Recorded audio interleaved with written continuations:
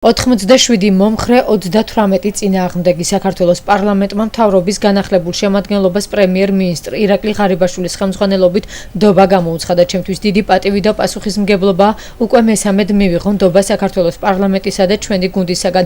ამის შესახებ პრემიერ-მინისტრმა ირაკლი ღარიბაშვილმა ჟურნალისტებთან საუბრისას განაცხადა. მან მადლობა გადაუხადა საკანონმდებლო ორგანოს წარმომადგენლებს და პარლამენტში მიმდინარე პროცესის შეაფასა.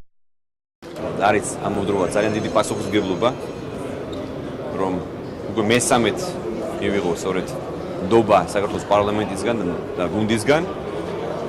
ჩვენ ახლა გვჭირდება, რა თქმა უნდა, ერთიანი ძალისხმევით, განახლებრივი ენერგიით გავაგრძელოთ ქვეყნის სამსახურს. და როგორც გვაღვნიშნე ბოლოს გამოსვლაში, ეს არის ყველაზე მნიშვნელოვანი, რომ ჩვენ ყველამ გავითავისოთ და გავიაზროთ კიდევ დიდი პასუხისმგებლობა, რომელიც ჩვენ გვესწრება. ორდღიანმა მართლა ძალიან მძიმე დებატებმა დაგვანახა ერთი რამ, რომ საზეიმო განწყობა პრაქტიკულად ყველას გაუქრა, მაგრამ ძალიან მაღალია პასუხისმგებლობის განცდა. თუ დააკვირდით და დარწმუნებული ვარ დააკვირდით, მიუხედავად ამ გადაღლილობისა, რომ მთავრობას მართლა ჰქონდა ინიციატივები, ახალი გეგმები, რომელსაც განხორციელებას აპირებს და რატომღაც ამ საკითხებზე დისკუსია იყო ნაკლები.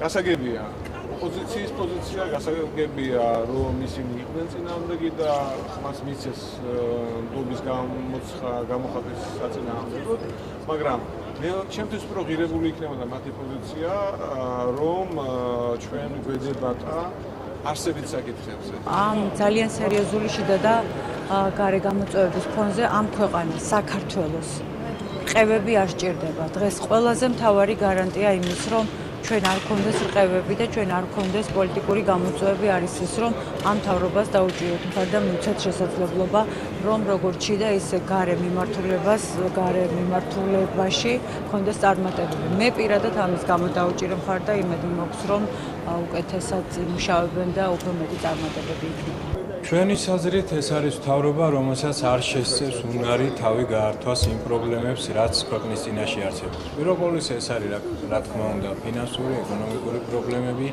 გარდა ამისა არის სხვა სამართლებრივი სფეროში პრობლემები და ჩვენ ფაქტურად ვერ ვიღებდით ამ ორი დღის მანძილზე პასუხებს მთავრობის წარმომადგენლებისაგან მეტად აქტუალურ და პრობლემურ საკითხებზე.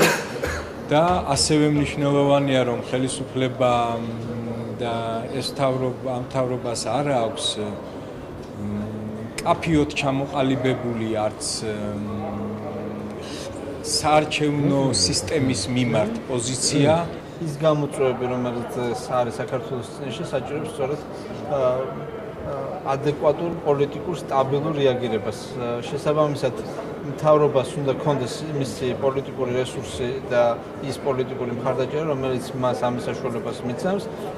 მიმაჩნია და მთავარ დარწმუნებული იმაში, რომ ეროვნული თვალსაზრისით წარმოდგენილი კაბინეტი ნამდვილად არის უნარიანი, რომ გადაწყვეტოს ეს პრობლემები, რის წინაშე საქართველოს და საქართველოს მოსახლეობა დგას, თუმცა არავის არ უნდა ჰქონდეს ის ილუზია, რომ ეს არის მარტო მთავრობის გადასაწყვეტი და ნებისმიერ ის ადამიანი, რომელმაც ხმა მივეცეთ მთავრობის ამ შემადგენლობას, თანაბრად ღებულობთ პასუხისმგებლობას ჩვენი ქვეყნისა და ჩვენი ხალხის წინაშე.